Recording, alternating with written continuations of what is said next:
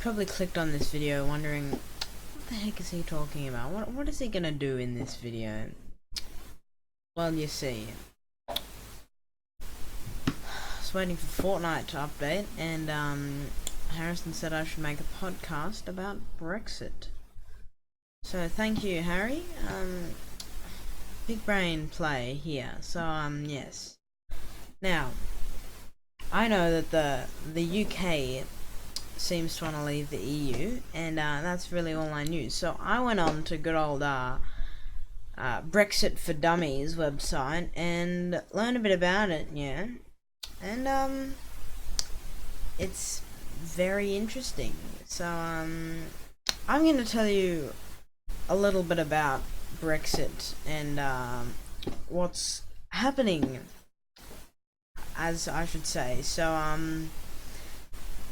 let's have a look. So, what is Brexit? Well, Brexit is the term used to refer to the United Kingdom's decision to leave the European Union, and is shortened version of British exit, Brexit.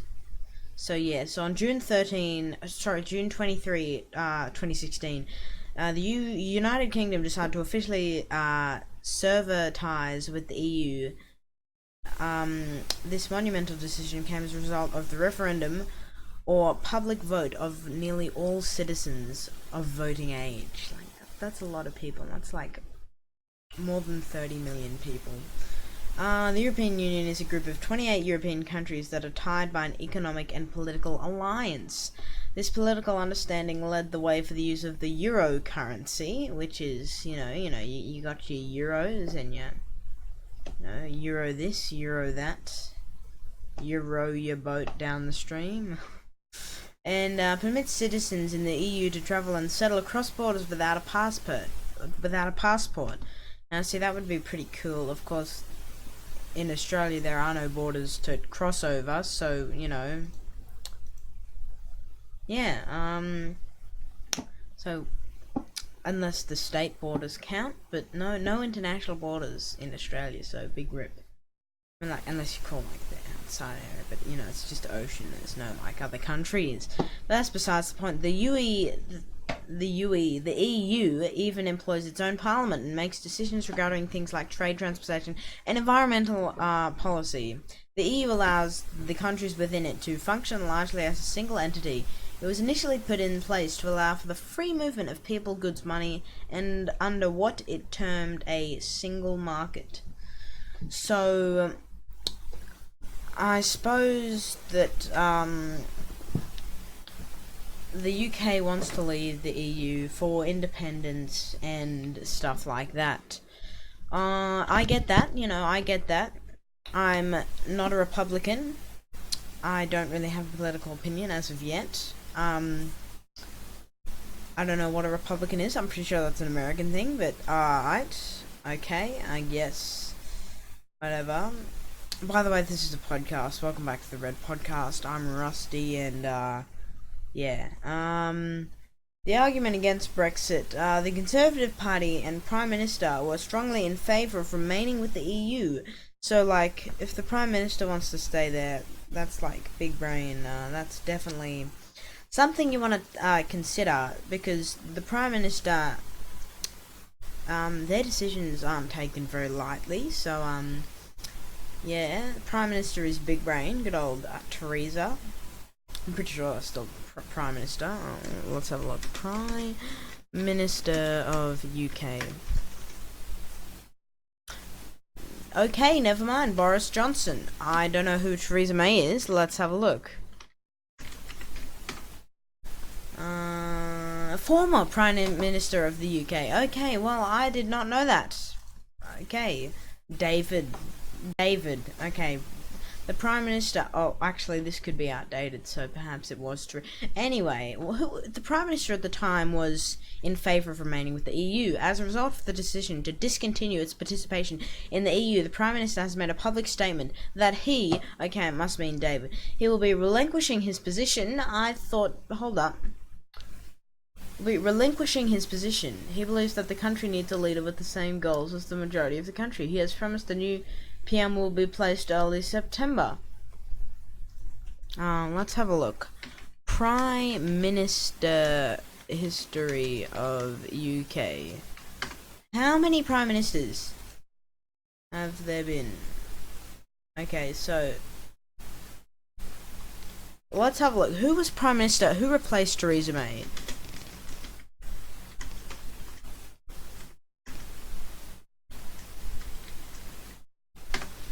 Right. I don't even know anymore. I don't know how. They go through presidents. I mean, prime ministers faster than we do. Golly. He believes that the country needs a leader with the same goals as the majority of the country, which I understand. I would feel rather intimidated if I were the prime minister. You know, I wouldn't want everyone voting against me. I wouldn't really want to be in that position per se, because it's not very good. Like, everyone knows that feeling where, like, you say something and no one else agrees, and then you're just like, no, I don't want to be in this position. So I guess that's what our good old Mr. Prime Minister, whoever he is, David, Theresa, except not Theresa because it's a he. So whoever they are, yes, I definitely can understand that. The argument against Brexit pertains mostly to the business benefits. The argument is that the UK receives business benefits by being able to participate in a single market system established by the EU. In response to the criticism against the open borders, proponents believe that the influx of immigrants helps develop an eager workforce and fuels public service projects. See, so I get why they want to British exit. I guess why I get Brexit. I do. I think I am for it personally, because, you know, that'd just be fun. You know, a little change around here. Although apparently the Prime Minister's changed like 3 times in the last 6 months. So there you go. What does Brexit mean for the future of the UK? While the decision marked a huge statement for the UK, the referendum vote is not legally binding. There are still many hurdles that must be dealt with before Brexit can become a reality. So yes, Brexit needs to be hurdled. There must be many hurdles before Brexit is a reality. I honestly, this is a bunch of bullcrap. Let's have a look. Brexit is a world made up, a word, as I said before, British exit from the European Union. In a vote on the June 23, more than half of the people of the United Kingdom, as I said, voted to leave the EU. Comment down below. What is your grasp on the situation? The decide about Brexit, the UK held a special kind of vote called a referendum. Now, a referendum, the results were close to tied. 51.9% of the people wanted to leave, and that's more than half. Even though it is only just more than half, that's still more than half. So unfortunately, fortunately, depending on who you are, yes, that is majority. That is a majority.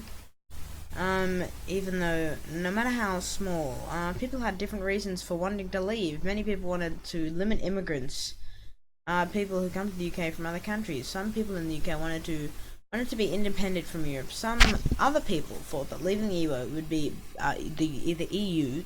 I don't know what I'm saying. Leaving the EU would be better for business in the UK. Yeah. So I suppose that is big motive there, I suppose. Better for business in the UK. Now, you love business, you know. My microphone just fell over. Business is, business just binds everything together. Without business, there'd be no money making, there'd be no stock, there'd be nothing. Just nothing would exist. The economy would collapse. So, nearly half of voters did not vote to leave the EU. So that is a mere 48.1%. That is almost half. So rest in peace, people who voted not to leave the EU. When a country leaves the EU, it loses an advantage it had as a member. The country has 2 years to reach new agreements. For the UK, that deadline is March 2019. Hold up, how long ago was Brexit? Hold up, yo, when is Brexit happened yet? I'm confused. Hold up, man. Has Brexit happened? Big brain. Okay, well, Harrison seems to have given me an outdated subject.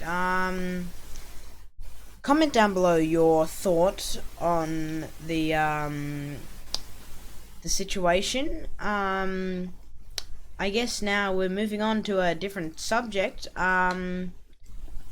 Also, if you have any requests, if anything you want me to cover, feel free to comment down below. I love politics and I love podcasting about anything. So like, yes, I usually do podcasts about like gaming and stuff and YouTubing. But today, you know, I felt like doing something different, and I am. So also podcasts are now YouTube exclusive. So like, yeah.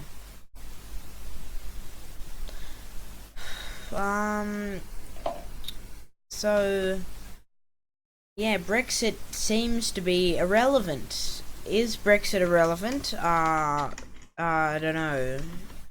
So if you want to comment down below, is Brexit irrelevant? But yeah, so Brexit is still happening, just not the way that Theresa May hoped.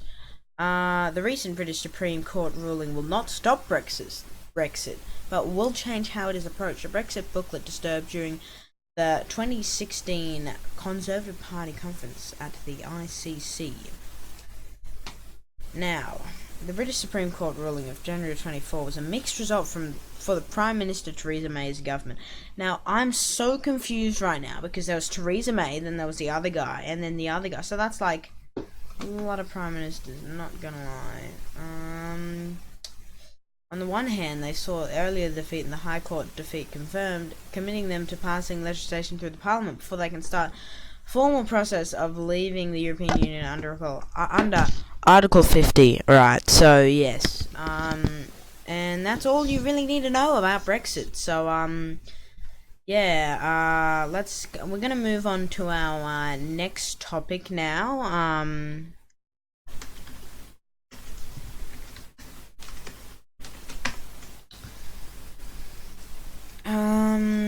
There's a lot to cover, as I said before. Comment down below anything you'd like me to cover, from politics to like just news in general, just like anything at all. But yeah,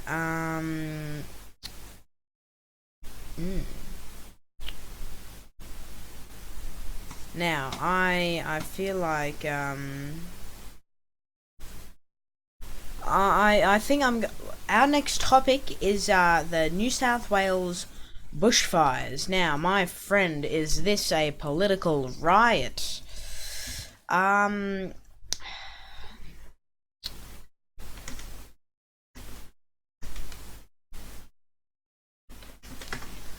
So, Barnaby Joyce, says, most likely, so Barnaby Joyce has, he was former, Vice Prime Minister, Deputy Prime Minister of Australia. He's come out here and made a very controversial statement. He says, most New South Wales bushfire victims most likely voted for the Greens. So, now, he's now a backbencher, and two of the victims who were killed were voted most likely. He says most likely voted to voted for the Greens. Now, the reason he's saying this is because the Greens like they're against backburning, and and the reason we backburn is because to decrease. I know it sounds funny, but we backburn trees, we backburn our stuff, and we backburn to decrease the likeliness and the basically so bushfires can't spread as easy. So there's like not as many trees, like not that like so it's not just feeding the fire, and many people blame the Greens for starting the bushfires,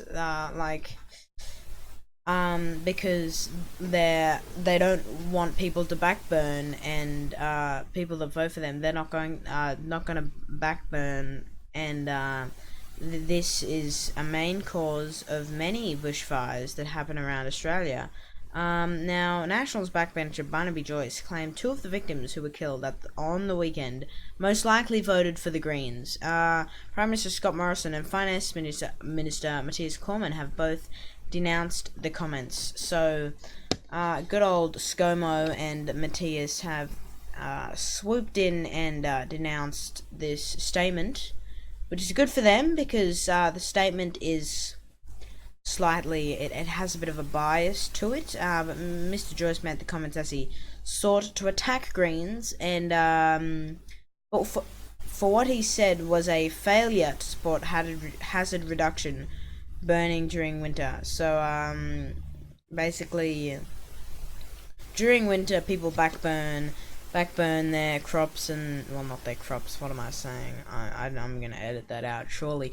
Backburn their trees, like backburn their land in general, so that there's not much stuff to feed the fire, and without that fire can really easily spread. So that is possibly a motive to these I don't know why the bushfires need motivation. They don't have like feelings or anything, but I just couldn't think of another word. This could be promoting the bushfire. This could be causing. That's the word. It could be causing, or increasing the risk of bushfires. So yes, that is big brain. In recent days, the Greens have attacked Coalition for failing to have any climate change policies that could have prevented the loss of lives in the fires raging along Australia's east coast. Now, I disagree with this. But Greens Senator Jordan Steele John took the attack further in the Parliament on Tuesday, where he accused senators for arsony. Now, I'm pretty sure that's not a word, but he basically called them arsonists, which is when you start a fire purposely. And now, if anyone has if any, I don't think that it's got to do with politics. Either why can't we just fix the problem at hand and fiddle with the politics later, put the fires out. We don't need the fire up at Parliament House or down at Parliament House, wherever you're coming from.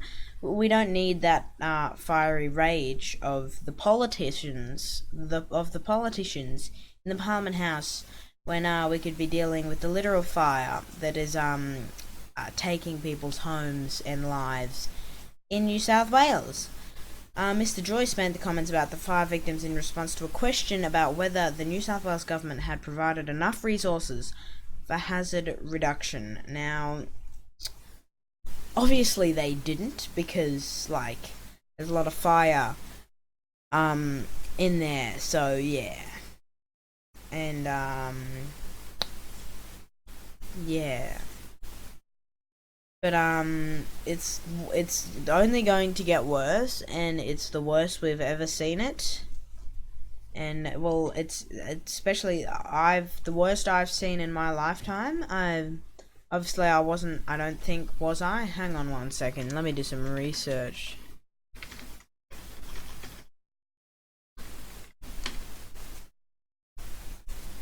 Okay, I was around for Black Saturday, but I don't remember that. But Black Saturday was like one of the worst bushfires that we've ever seen, I believe, in Australia, that is. But I believe this is the worst I've seen in Queensland. See, I always thought, when I was young, I thought the bushfires were like a New South Wales and Victoria thing, we didn't have to worry about, but we do. The other day, I got out of the car, I was walking into my house, and lately there's been smoke everywhere. It's like the sky's thick with, like, thick clouds of smoke. I got out of the car the other day, and it was so strong. And like, so yeah, it's very bad, and it's not going well. But yeah, why blame when we could put out the flame? I just came up with that one, so yeah, credit to myself for that one. Why blame each other when we could put out the flame in New South Wales, that is burning people? Houses, not people. Yeah, I just don't see the point of it. Like, you're not doing anything about it. You're just blaming, like, spreading the blame.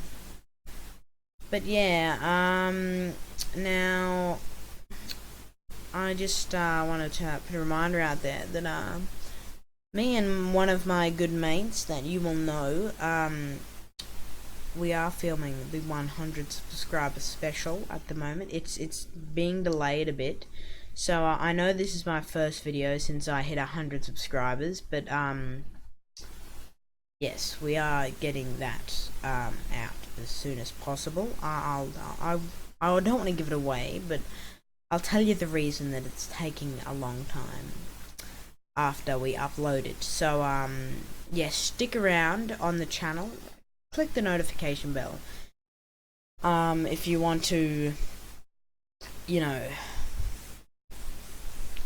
see that. So yes, now the newdaily.com.au has an article here about see, this is an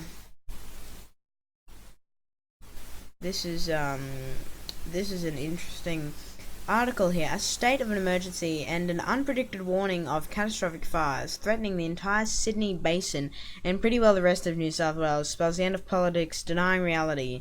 No more can a Prime Minister credibly deny, as Tony Abbott did, that the lethal bushfires of Victoria's 2009 Black Saturday disaster or the Canberra conflagration of 2003 had anything to do with the human-enhanced climate change, which it did. Prime Minister Scott Morrison knows it, though at the weekend he tried to fob off any discussion of the link between emissions and unseasonal incendiary devastation.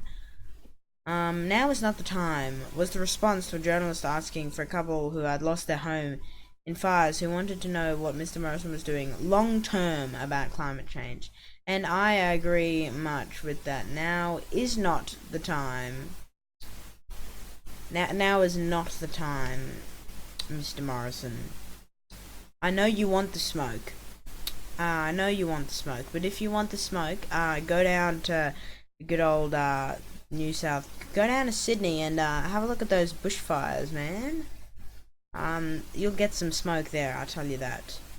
But yeah, they want the smoke, they want the smoke. And if you're not familiar with that term, they want the beef. They want the beef.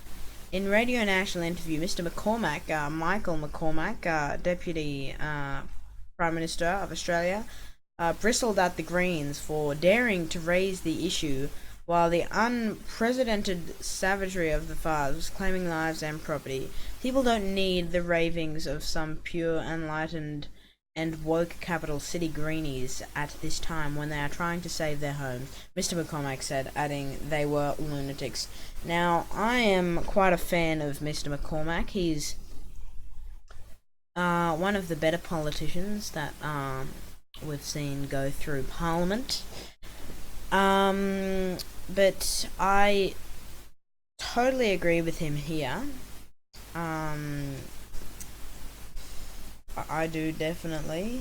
And well, yeah, we don't need the ravings of some pure enlightened and woke capital city greenies at this time, when they, the citizens, the residents of Sydney and out in New South Wales, are trying to save their homes. Now, trying, because it's proving quite difficult at the moment.